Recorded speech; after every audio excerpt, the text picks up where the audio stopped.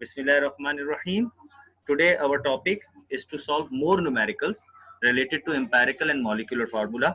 आज जो हम क्वेश्चन करेंगे वो एक सवाल है, लेकिन आज के सवाल के अंदर थोड़ा सा इंटरेस्टिंग पहलू ये भी होगा कि आज का जो हमारा क्वेश्चन होगा वो आप लोग मिल बांट के सॉल्व करें। यानी कि हमारे पास आज जितने स्टूडेंट्स हैं, इस वक्त हमारे पास 4 स्टूडेंट हैं, तो आप लोग जरा मिलके ये न्यूमेरिकल सॉल्व करवाइएगा। मैं न्यूमेरिकल लिख देता हूं, an organic compound containing carbon, hydrogen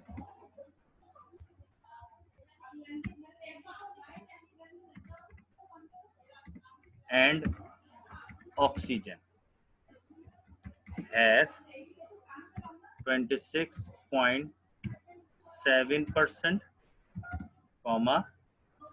2.2%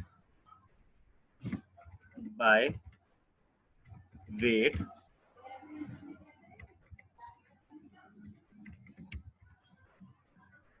find the molecular formula if molecular mass of the compound is 90 AMU। हाँ जी प्यारे बच्चों, ये आ गया सवाल आपके सामने। अब इस सवाल को आपने मुझे सॉल्व करवाना है। सबसे पहले तो हम ये देखते हैं कि इस सवाल के अंदर आपको क्या क्या बातें समझ में आती हैं। क्वेश्चन नंबर 1, जल्दी से बताएं, हाइड्रोकार्बन है कि ऑर्गेनिक कंपाउंड है सवाल में?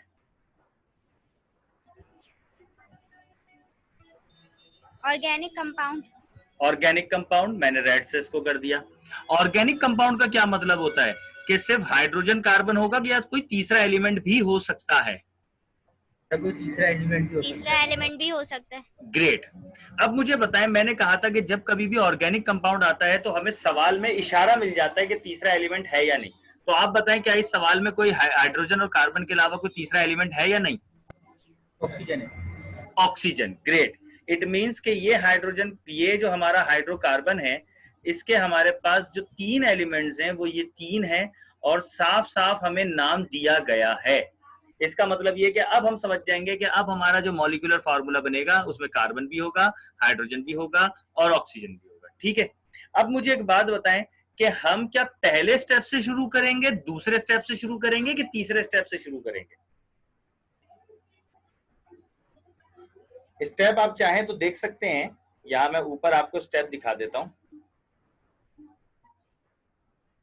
ये रहा स्टेप। बताएं हम कौन से स्टेप से शुरू करेंगे? थर्ड स्टेप से। थर्ड स्टेप से शुरू करेंगे। क्यों? क्योंकि हमें परसेंटेज भी मालूम है और ग्रेट, शाबाश। क्योंकि हमें जो है वो इस सवाल के अकॉर्डिंग अगर हम देखें तो हमें इस सवाल में परसेंटेज तक दिया गया है। तो सेकंड स्टेप में परसेंटेज मालूम करते हैं, परसेंटेज तो मालूम है, इसका मतलब है सेकंड स्टेप कंप्लीट हो चुका है। हम थर्ड स्टेप से शुरू करेंगे। अब ये बताएं, यहां तो परसेंटेज 2 दी गई हैं, ठीक है, और हमें ये भी नहीं पता कि हाइड्रोजन की कौन सी है, कार्बन की कौन सी है और ऑक्सीजन की क्या है। अब बताएं कैसे पता चलेगा ये 26.7 किसकी परसेंटेज है, 2.2 किसकी परसेंटेज है, ये कैसे पता चलेगा? बताएं बताएं बताएं। अगर नहीं आता तो पास द क्वेश्चन कर दें, फिर मैं बताऊंगा, हमारा टाइम बचेगा।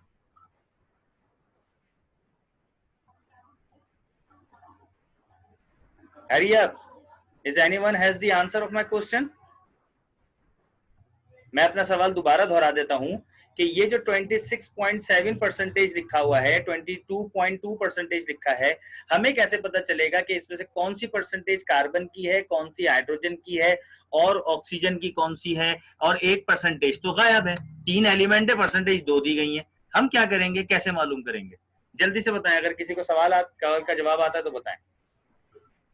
ये 2.6 को 2.2 के साथ माइनस करेंगे ना तो ऑक्सीजन की परसेंटेज निकल आएगा।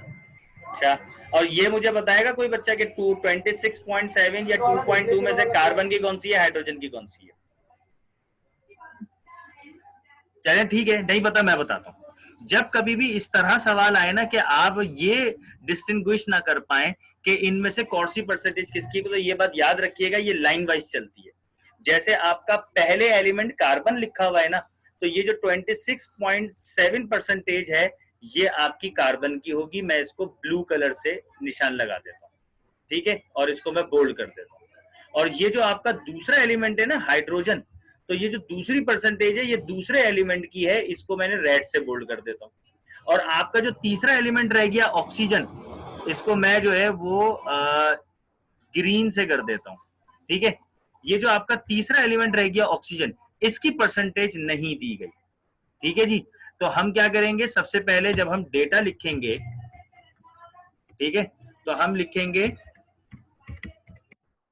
परसेंटेज ऑफ कार्बन कितनी है, 26.7%, ठीक है जी। इसी तरीके से हम लिखेंगे परसेंटेज ऑफ हाइड्रोजन कितनी है, 2.2%। ये कैसे पहचाना मैंने, लाइन से। पहले कार्बन आ रहा है तो पहली परसेंटेज कार्बन की है, सेकंड नंबर पे हाइड्रोजन आ रहा है तो सेकंड परसेंटेज कार्बन की है। अब मुझे परसेंटेज ऑफ ऑक्सीजन निकालनी है, तो ऑक्सीजन की परसेंटेज कैसे निकालेंगे हम, 26.7 को प्लस कर देंगे 2.2 से, सही है। और जो भी हमारा आंसर आएगा, सही है, जैसे हमारा आंसर क्या आता है, 26.7 को हम 2.2 से प्लस कर देंगे तो ये हो जाएगा 28.9, ठीक है। फिर हम क्या करेंगे कि 100 में से माइनस कर देंगे ये 28.9, तो जो बाकी बची वो बाकी बची आपकी 71.1, तो ये आपकी परसेंटेज है ऑक्सीजन की, ठीक है। आपने ये परसेंटेज निकाल ली। अब परसेंटेज के बाद हमारे पास जो तीसरा स्टेप आता है वो क्या आता है, नंबर ऑफ मोल्स मालूम करते हैं हम, है ना भाई। नंबर ऑफ मोल्स मालूम करते हैं, तो हम क्या करेंगे, मैं ऊपर से कॉपी कर लेता हूं ताकि हमारा काम जो है वो जल्दी हो।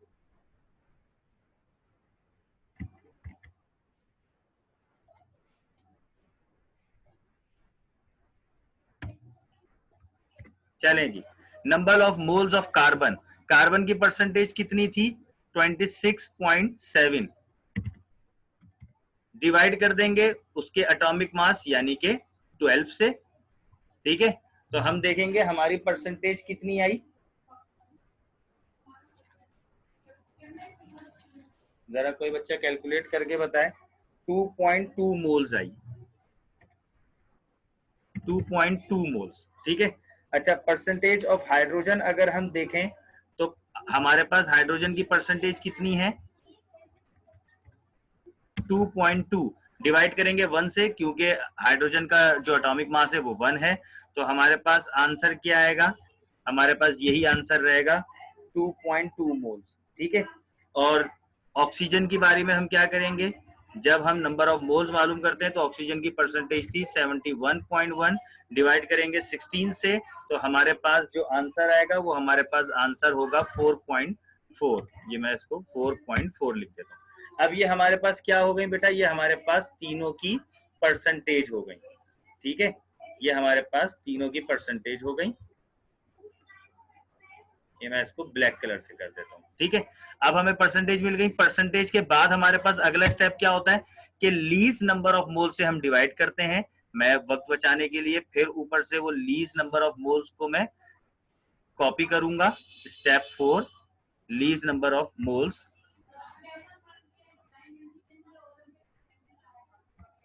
यहाँ स्टेप 4 आ गया, लीस्ट नंबर ऑफ मोल्स। अब बताएं कार्बन के नंबर ऑफ मोल्स कितने थे, 2.2, और लीस्ट नंबर ऑफ मोल्स यहीं से हम देख सकते हैं 2.2 है, तो इस 2.2 को हम डिवाइड कर देंगे 2.2 से, आंसर हमारा 1 ही रहेगा, ठीक है। हाइड्रोजन के नंबर ऑफ मोल्स हमारे कितने थे, 2.2, और लीस्ट नंबर ऑफ मोल से हम डिवाइड कर देंगे, लीस्ट नंबर ऑफ मोल्स हमारे पास 2.2 ही था, तो यहाँ हाइड्रोजन भी हो जाएगा 1। अच्छा, ऑक्सीजन के नंबर ऑफ मोल्स कितने थे, हम जरा ऊपर चेक करते हैं। वी हैव 4.4, 4.4, इसको हम डिवाइड कर देंगे 2.2 से, तो यहाँ हमारे पास ऑक्सीजन का आंसर आएगा 2। अब आप गौर से देख सकते हैं कार्बन 1, हाइड्रोजन 1, ऑक्सीजन 2। आप यहाँ लिख दें कार्बन 1, हाइड्रोजन 1 और ऑक्सीजन 2।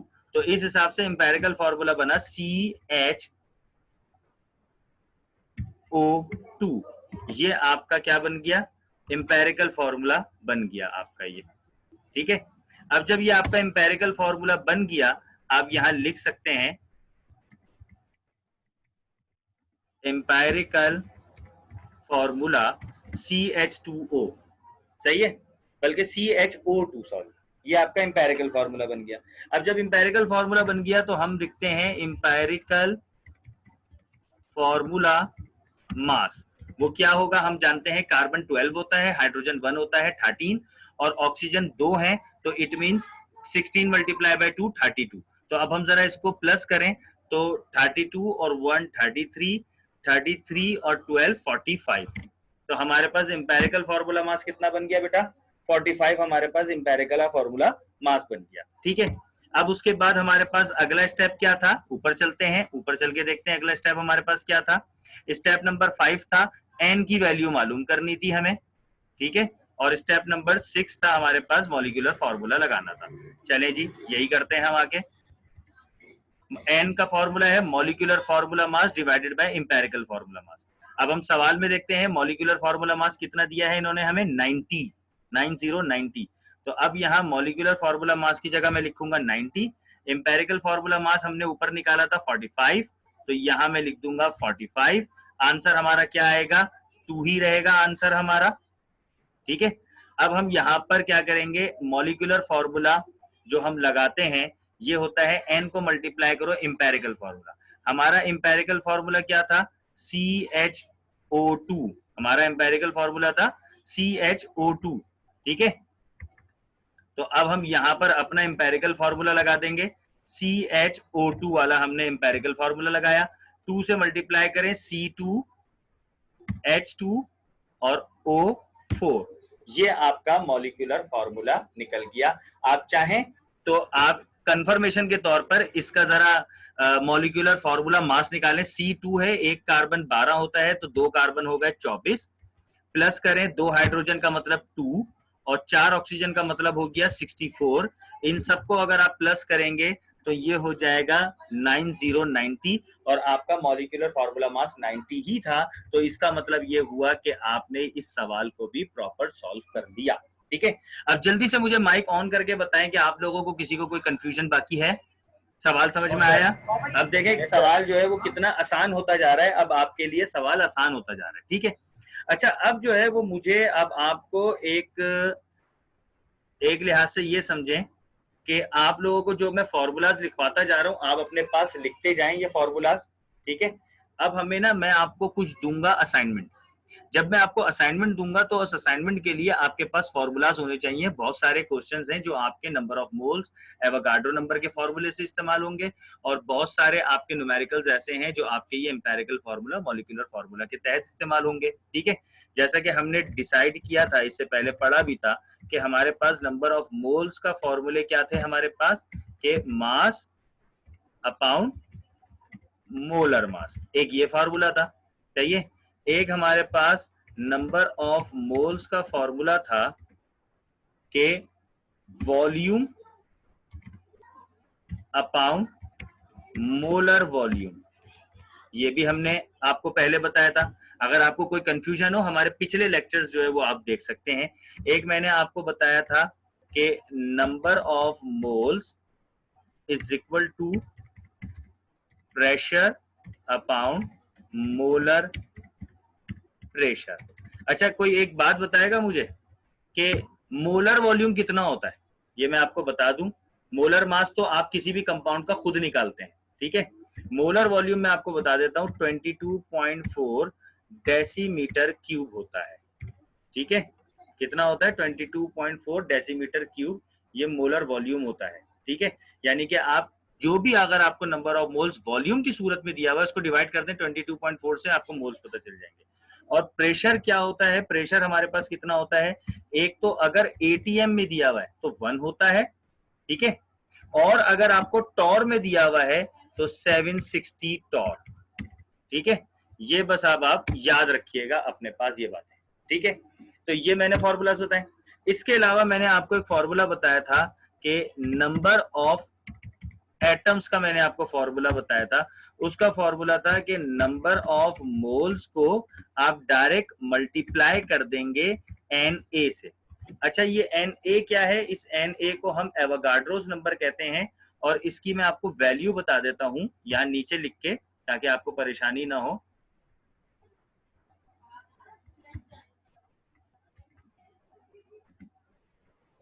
Na की वैल्यू होती है 6.02 मल्टीप्लाई 10 की पावर 23।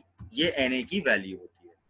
ठीक है, अच्छा जी, ये हमारे पास कुछ न्यूमेरिकल्स के फॉर्मूलाज हैं। फिर उसके बाद हम लोगों ने मॉलिक्यूलर फार्मूला और एम्पेरिकल फार्मूला के हमने वो निकाले, क्या कहते हैं उसे, न्यूमेरिकल्स हमने सॉल्व किए। ठीक है जी, तो हमारे पास ये उसके स्टेप्स थे। ये यहां से मैं कॉपी करके ये मैं एंड में पेस्ट कर देता हूं। ठीक है, ये मैंने इसको पेस्ट कर देता हूं, इसको मैं ब्लैक से कर देता हूं ताकि आपको परेशानी ना हो। ठीक है, तो ये जो है ना, ये आप अपने पास नोट डाउन कर लीजिएगा। अभी जब इसका लेक्चर हम आपको वीडियो में भेजेंगे तो अब आप इसको नोट डाउन कर लीजिएगा। ठीक है, तो अब क्या होगा कि जब आपने ये कर लेंगे तो फिर मैं इंशाल्लाह ताला, कल वेडनेसडे है, कल मैं अपनी जो है वो इस वीक की लास्ट क्लास लूंगा, और फिर मैं आपको कुछ न्यूमेरिकल्स, यानी कि हो सकता है 10, 15, 20 न्यूमेरिकल मैं आपको दे दूं जो आप सॉल्व करें। उसमें से जितने आपसे सॉल्व हो सकते हैं आप आराम से सॉल्व करें, और जो आपसे सॉल्व होने से मुश्किल हो, परेशानी हो, आप मुझसे जो है वो व्हाट्सएप के जरिए भी, या फिर जो है वो आप मुझसे ये जूम क्लास के जरिए भी आप मुझसे रब्ता कर सकते हैं। ठीक है बेटा, अगर कोई सवाल है तो बताएं, नहीं तो हम अपने। जी बेटा, सॉल्व किस पे करने होंगे? सॉल्व किस पे करने होंगे? देखें, आपके पास आप एक रजिस्टर बनाइएगा अपना केमिस्ट्री का, उसमें आप एक न्यूमेरिकल की हेडिंग डालिएगा और आप उसमें टॉपिक लिखिएगा। जैसे मिसाल के तौर पे नंबर ऑफ मोल्स, तो नंबर ऑफ मोल्स के जितने मैंने क्वेश्चन दिए होंगे वो क्वेश्चन 1 बाय 1 लिख के उसको सॉल्व करें। ठीक है, फिर आप लिखिएगा नंबर ऑफ एटम की हेडिंग डालिएगा, फिर नंबर ऑफ एटम के जितने सवाल होंगे वो सॉल्व कीजिएगा। अच्छा, इसके साथ साथ जो है वो एक और भी हमारा रह गया, वो भी मैं आपको लिखवा दूं कि सिग्निफिकेंट फिगर्स वाला, सिग्निफिकेंट फिगर्स वाले भी कुछ न्यूमेरिकल्स हैं। ठीक है, तो सिग्निफिकेंट फिगर्स की हेडिंग डालिएगा, वो न्यूमेरिकल्स 1 बाय 1, यानी कि एक क्वेश्चन लिख के उसको सॉल्व करें, दूसरा क्वेश्चन लिख के उसको सॉल्व करें। फिर उसके बाद एम्पेरिकल फार्मूला, मॉलिक्यूलर फार्मूला की हेडिंग डालिएगा, उसके क्वेश्चन लिख के उसको सॉल्व करें। ये आप अपने पास रजिस्टर में लिखिएगा। जब आप अपने पास ये रजिस्टर में लिख लेंगे तो फिर मैं आपको जो है वो फिर मैं आपको मजीद गाइड करूंगा कि उसको हम किस तरीके से चेक करेंगे, यानी कि ऑनलाइन चेकिंग होगी उसकी। तो इंशाल्लाह ताला उसको हम किस तरीके से चेक करेंगे ये मैं आपके साथ डिस्कस करूंगा। If you have any queries, any questions, मैं रिकॉर्डिंग स्टॉप कर रहा हूँ, आप सवाल पूछ सकते हैं। ठीक है बेटा।